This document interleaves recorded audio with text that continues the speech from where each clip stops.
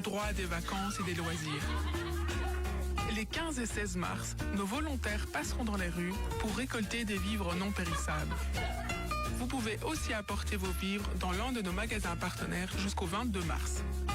Nous les distribuerons à des associations pour enfants moins favorisés dans votre région.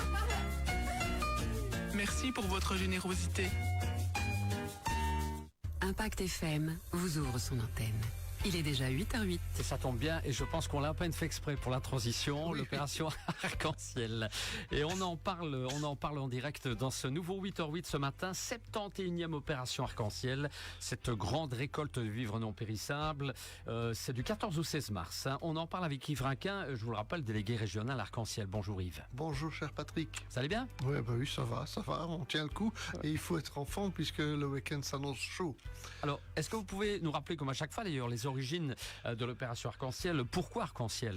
Bien, comme on l'a entendu dans le petit spot et comme vous l'avez dit, en fait nous n'étions ni vous ni moi nés lorsque l'opération a été lancée en 1954 à l'initiative d'un commissaire chargé du scoutisme, c'était Robert Braque, et qui s'est rendu compte avec d'autres que la situation des enfants à cette période-là, donc nous étions juste après la guerre, était vraiment très très difficile et que pas mal d'enfants n'avaient accès à aucun loisir.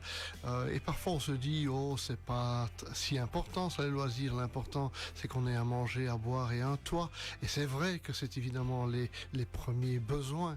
Mais je vous dirais que encore lundi, je parlais à des enfants dans une école de la région et ils comprenaient tout de suite de quoi on parlait. Lorsqu'on leur disait, tiens, est-ce qu'on pourrait se passer d'avoir des stages pendant les vacances? Est-ce qu'on pourrait se passer d'aller passer une journée parfois dans un parc d'attractions? Est-ce qu'on pourrait se passer de simplement vivre un moment sympa avec les autres dans un club sportif ou dans un mouvement de jeunesse? Et tout de suite leur réponse est non. Et donc évidemment c'est bien de cela qu'il s'agit, parce que les loisirs c'est très très important au niveau de l'éducation des enfants, que ce soit au niveau pédagogique ou que ce soit au niveau psychologique. Tout ça est fondamental dans la vie, et ceux qui nous écoutent, qu'ils réfléchissent bien, quels sont leurs loisirs et seraient-ils capables du jour au lendemain d'en finir avec ça et de ne plus avoir le moindre loisir. C'est le problème de ces enfants que nous aidons, et en Belgique il y en a 3 sur 10 qui n'ont pas ces loisirs. Alors on se rappelle d'ailleurs au moment du Covid, ce que ça posait comme problème. Au moment du Covid, évidemment, chacun s'en souvient quand les centres de rencontre et d'hébergement, les mouvements de jeunesse, les maisons de jeunes avaient dû fermer. Eh bien, on a bien senti à ce moment-là combien c'était important pour eux, ce lieu où ils peuvent se rencontrer pour vivre quelque chose de fort ensemble et qui les fait grandir. En quoi consiste cette opération chaque année, Yves? Alors l'opération, elle est d'une simplicité vraiment importante, donc on la comprend tout de suite. Ce n'est pas de récolter de l'argent, on ne vend rien dans l'opération Arc-en-Ciel, c'est plutôt une récolte de vivres non périssables. On insiste toujours sur le non périssable, parce qu'évidemment si on nous offre des salades, et Dieu sait si c'est bon de manger des légumes frais, tout le monde en est bien conscient, mais après quelques jours, la salade, même dans votre frigo, elle va commencer à dépérir. Alors si vous avez des poules, c'est super. Si vous avez un endroit où les faire composter, c'est super. Mais en attendant, les manger, ça va être difficile. Donc il ne faut pas de ce genre de vivres, même si ce sont de très bons aliments. Ce qu'il faut, c'est des vivres non périssables. Qu'est-ce que ça signifie? Eh bien, des conserves de fruits ou de légumes, des conserves de poissons, des sardines, du thon, du sel, du poivre, des épices, des collations, des biscuits, parce que ça dure un peu plus longtemps, du chocolat, et ça les enfants sont friands évidemment, des boissons, évidemment des bouteilles qui ne sont pas périmées, qui ne sont pas entamées, des céréales, les enfants comprennent tout de suite parce qu'ils en mangent souvent le matin, de la confiture, du choco, du café, du thé, des pâtes, du riz, de la farine. Ça c'est vraiment des vivres qui peuvent durer dans le temps. C'est d'ailleurs souvent ce que nos anciens gardaient chez eux au moment où il y avait des conflits. Donc voilà, c'est vraiment ça ce que nous récoltons. Voilà, on constate qu'il y a assez de produits, c'est assez large. C'est très très vaste, et donc j'ai envie de dire, soyons simples. Le but c'est pas que chacun donne 100 kilos de vivres. Si chacun fait un petit effort, c'est super. Voilà, chacun son petit geste. Alors c'est une opération annuelle qui se déroule dans toute la fédération Wallonie-Bruxelles. Ça se passe comment dans notre région, Yves? Alors c'est vrai que ça se passe vraiment dans toute la fédération, mais nous couvrons la zone, et c'est une des zones les plus étendues, qui va d'Ewaï jusqu'à Wem, rendez-vous compte. Et donc pour le moment, les enfants de une bonne trentaine d'écoles sont en train de récolter dans leur famille, auprès de leurs proches, des vivres qu'ils vont devoir rapporter dans leurs écoles, ou demain ou vendredi, et on va passer avec la camionnette et on va venir récolter tout cela. Ça, c'est la première forme. Et puis, il y a les mouvements de jeunesse. L'opération Arc-en-Ciel, qui était vraiment dans le symbole de tisser un pont entre les enfants qui ont déjà un petit peu et ceux qui n'en ont pas. L'arc-en-ciel, c'est un peu ça, c'est un pont coloré qui apporte des nouvelles couleurs, qui apporte de la joie. Les mouvements de jeunesse de notre région sont toujours bien actifs dans la démarche.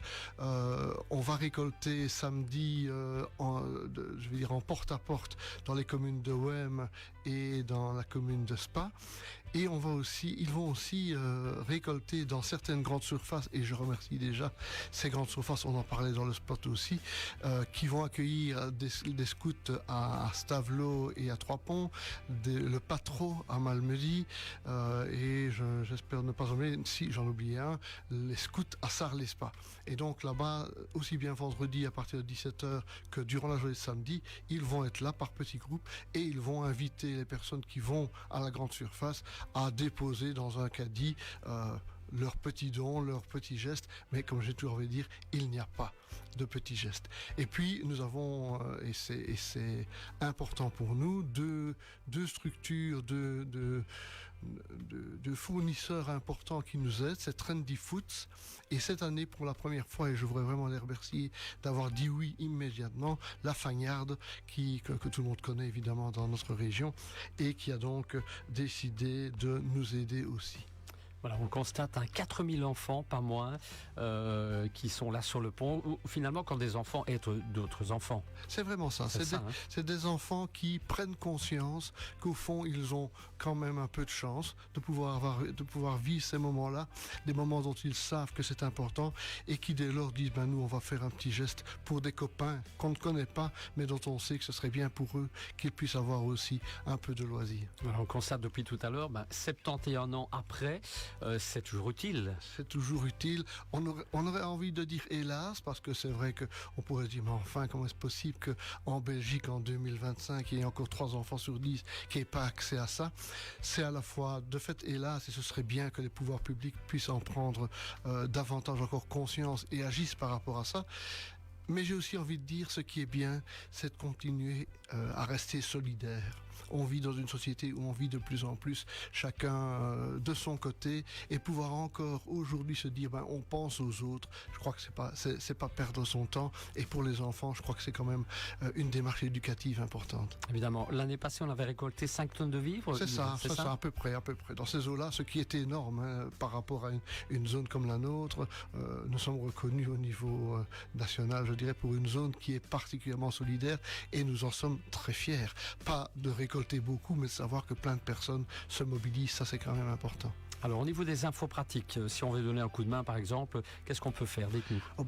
Donner un coup de main, j'ai envie de dire, on est déjà très loin dans l'organisation, donc le mieux que vous ayez à faire, c'est de pouvoir ou passer dans une des grandes surfaces que je vais vous reciter, c'est donc les Deleuze à Malmedy, à Trois-Ponts et à Sarre-les-Spas, et le Carrefour Express à Stavelot. Donc là on couvre assez bien la région, et aussi être attentif à tiens, les enfants vont passer dans la rue à Wem et à Spa, tiens, j'essaie de leur ouvrir, et tiens, j'aurais peut-être préparé à l'avance un petit quelque chose. C'est comme ça qu'on peut le plus aider. Et puis pour les parents qui nous écoutent, si vos enfants est revenu avec un sac de l'école et qu'il est un peu enthousiaste par rapport à ça, essayez de mettre quelque chose. Franchement, on ne vous demande pas de mettre de 50 €. Si vous mettez un paquet de spaghettis, c'est déjà super. Ça va? Voilà.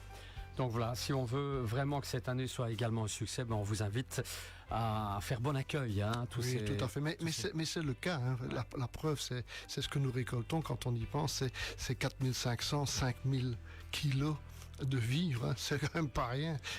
On n'arrive pas à les mettre dans la pièce où nous sommes. Hein. C'est clair. Et on peut toujours aussi faire un tour sur le compte. Hein, Alors on peut toujours mettre un nom, et là je vous renvoie au site d'Arc-en-Ciel où tout est expliqué. Pierre, Yves. Non, pas Pierre. Je sais pas pourquoi je dis ça peut être Pierre-Yves, mais bon. Yves, un dernier mot, une dernière chose, qu'on a tout dit On a tout dit.